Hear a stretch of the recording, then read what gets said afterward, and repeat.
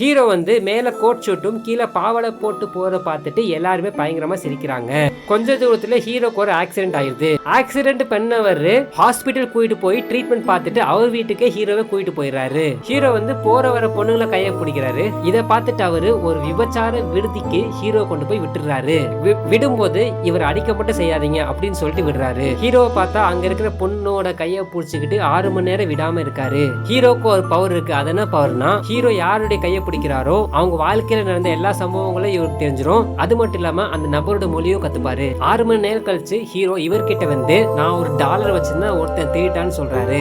அதுக்கு அவரு போய் போலீஸ்ட கம்ப்ளைண்ட் கொடுன்னு சொல்றாரு. போலீஸ்ட போய் கம்ப்ளைண்ட் கொடுக்க போலீஸ் என்ன சொல்றாப்லன்னா, இத்தனை கோடி மக்கள் வாழ்ற இந்த டெல்லியில $1 கண்டுபிடிக்கிறது ரொம்ப கஷ்டம், போய் கடவுள்கிட்ட முறையிடுன்னு சொல்றாரு. இவரோ போய் எல்லா விதமான மத கடவுள்கிட்ட போய் முறையிடுறாரு. ஃப்ரெண்ட்ஸ், அடுத்து நினைச்சு நெக்ஸ்ட் வீடியோல பார்க்கலாம். வீடியோ லைக் பண்ணி சேனலை சப்ஸ்கிரைப் பண்ணிருங்க.